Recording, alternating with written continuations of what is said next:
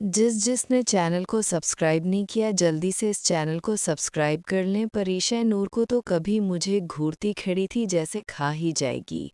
नूर ने बोला, मालकिन आपका रंग लाल हो चुका है और गर्दन पर लगे निशानात सारा भेद खोल रहे हैं। उसने गैर यकीनी सूरत-ए-हाल से घबराकर अपना लिबास चेक किया जो ख़राब हो चुका था। नूर बोली, कर लिया यकीन, हो गई तसल्ली। तो परीशे रोने लगी। तुमने अच्छा नहीं किया नवाबजादे। वो मुमनाई और मुझसे अपना हाथ छुड़वाकर भागते हुए अपने घर की तरफ चली गई, जबकि मैं हैरत से उसके इस तरह अचानक रोने पर परेशान उसी जगह पर खड़ा रहा। परीशे के पीछे पीछे नूर भी मेरी नज़रों से ओझल हो गई।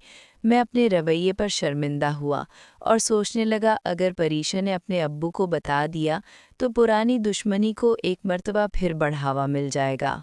खैर, मैंने आंबियों से भरे उस शॉपर को उठाया और डेरे की तरफ चल दिया। वहाँ जैसे ही सब्ज़ी तोड़ने वाली औरतों से सब्ज़ी ले रही थी और उनके हिस्से की सब्ज़ी उन्हें दे रही थी, साथ में हुमा बाजी भी मौजूद थीं। मैं भी उनके करीब चला गया तो मैंने देखा कि हुमा बाजी साहिर की भाभी कोमल से बातें कर रही थीं और साथ ही साथ वो दोनों मुस्कुरा भी रही थीं। सब्ज़ी तोड़ने साहिर की बहनें भी आई थीं। साहिर की दो बहनें थीं, अरूज और निदा। दोनों अभी पढ़ रही थीं। गर्मियों की छुट्टियां थीं जिस वजह से वो साहिर के साथ सब्ज़ी तोड़ने आती थी। खैर, मैंने डरते डरते हुमा को आवाज़ दी और वो बोली, भाई तुम कहाँ थे? मैं कब से ढूंढ रही हूँ। मैं बोला कि मैं एक दोस्त को मिलने चला गया था। तुम कब आई और शहर नहीं जाना? तो वो बोली, जाना तो है मगर पहले सब्जियों का हिसाब किताब तो कर लो। मैंने कांटा लगा दिया है, वज़न करें और निकलस को भेज दें सब्ज़ी बेचने के लिए। जैसी ने नवीद को बोरा उठाने में मदद की और हम बहन भाई उन्हें देखने लगे। निकलस रिक्शा लेकर जाता था अपने बहनोई नवीद के साथ। दोनों सब्ज़ी गांव में बेचकर अपनी और हमारी रकम देकर प्रॉफिट तकसीम कर लेते। मैंने भिंडी तोरी का वज़न किया तो वो 4 बोरे 2 मन के हुए। इसी तरह बाकी सब्जियां भी वज़न करके नवीद के रिक्शे पर रख दी गईं और हिसाब किताब करके हम लोग घर की तरफ चल दिए। घर पहुंचे तो एमन और मनाल सोहा के साथ क्रिकेट खेल रही थीं, जबकि रूबी अम्मी के साथ बैठी जियो पर कोई ड्रामा देख रही थीं। मैंने हुमा से कहा कि वो मेरे कपड़े ला दे, मैं तब तक फ्रेश होकर आता हूँ। हमारे घर में नीचे वाले 4 कमरे, टीवी लाउंज और किचन था, जबकि ऊपर वाले पोर्शन में 3 कमरे थे। एक मेरा और 2 कमरे हुमा और सोहा के। मतलब हम अलग अलग रूम में सोते थे और सोहा के रूम का वॉशरूम मेरे रूम से मुंसलिक था, जिसे हम मुश्तरका तौर पर इस्तेमाल करते थे। मैं रूम से नहाकर बाहर निकला। मैंने धोती बांधी हुई थी। हुमा मेरे बेड पर मेरी पैंट शर्ट रखकर चली गई थी। मैंने चेंज किया तो वो भी आ गई और उसने धोने वाले कपड़े उठाए और वॉशरूम में चली गई, जबकि मैंने अम्मी से कहा कि मुझे कुछ पैसे दे दें, आपकी शहज़ादियाँ शॉपिंग करने जा रही हैं। तो उन्होंने मुझे पैसे दिए और बोली, बेटा जवान बच्चियाँ साथ जा रही हैं, ध्यान से जाना और उन्हें किसी भी जगह अकेला मत छोड़ना। मैं बोला, अम्मी आप फ़िक्र मत करें। मैंने पैसे लिए और सोहा के रूम की तरफ बढ़ गया, क्योंकि वो अभी तक तैयार नहीं हुई थी। मैं रूम के बाहर खड़ा था कि अंदर का जायज़ा लेने लगा। रूम में हंसी का तूफान बरपा था। मैंने थोड़ा सा गौर किया तो मुझे एमन और सोहा की शरारतों की आवाज़ सुनाई दी।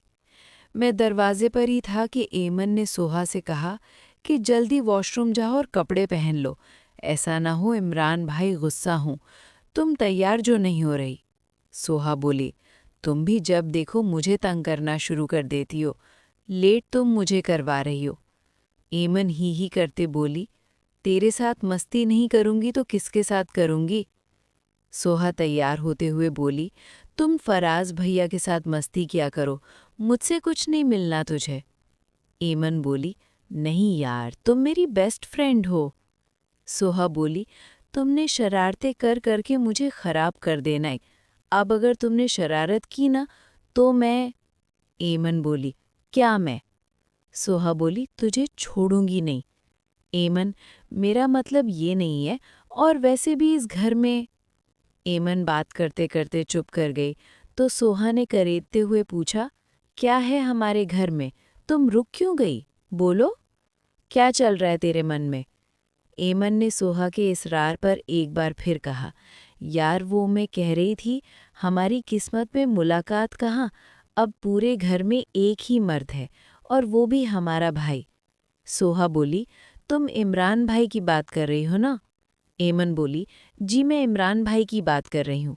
सोहा बोली, यार तुम भी ना कमाल करती हो, इमरान भाई कौन सा तुम्हारा भाई है? बचपन में तो तुम उसके साथ चोर सिपाही खेलती थी, उस वक्त वो भाई नहीं था। एमन बोली, वो बात अलग है, वो बचपन था, अब तो वो बड़ा हो गया है। हंसते हुए बोली, फराज भैया को देखा नहीं तुमने कभी? वो तो तुम्हारे मंगेतर हैं। एमन बोली, हाँ एक बार देखा है उसका मैंने, मगर फराज तो मुझसे भी ज्यादा शर्मीला है। मैं उन दोनों की बातें सुनकर बेचैन हो चुका था। तभी सीढ़ियों पर किसी के कदमों की छाप सुनाई दी तो मैं अपने रूम की तरफ चल दिया।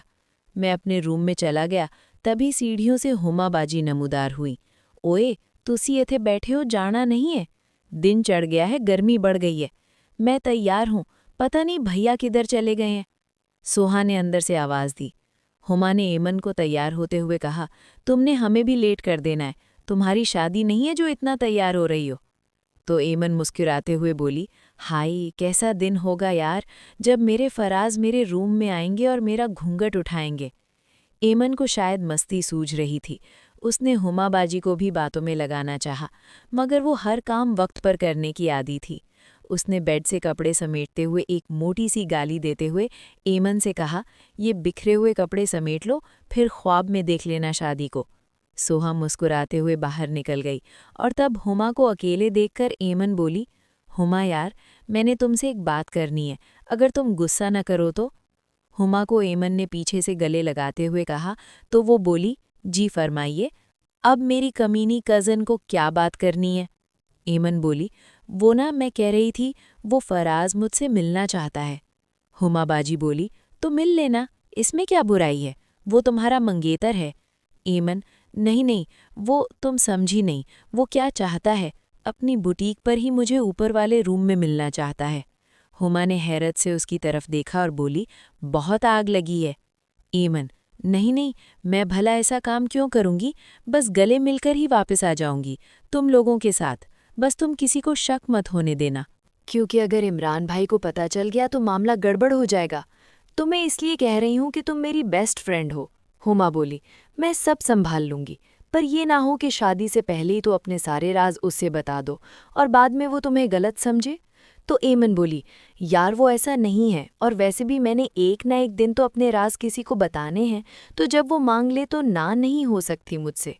हुमा फिर मेरे रूम में आ गए और बोली, नवाबजादे चलें, देर हो रही है, और उनके पीछे ही एमन आ गई। मैंने कहा, हो गई तैयार? मैं कब से बकवास कर रहा हूँ कि पूरी फौज इकट्ठी मत कर लिया करो, मगर आप हों कि कहना ही नहीं मानती। मैंने बड़े गुस्से से हुमाबाजी को कहा तो वो समझ गई कि मेरा इशारा एमन की तरफ है। हुमाबाजी मुझे गले से लगाते हुए बोली, तो क्या हुआ नवाबजादे, वो भी तो हमारी बहन है। इसका भाई अगर जवान होता तो उसने हमें कब बोलना था। काशिफ अभी छोटा है, इसलिए हमारा हक है हम उसकी ज़रूरियातें ज़िंदगी पूरी करें। एमन चली गई और हुमा ने मुझे गले लगा लिया। जैसे ही हुमा ने मुझे साथ लगाया तो मुझे कुछ होने लगा है, जिसका एहसास हुमा को भी हो गया। वो बोली, भाई मैंने ना तुमसे एक बात करनी है। मैंने हुमा को अपने साथ ही लगा रहने दिया और बोला, फरमाइए क्या कहना है।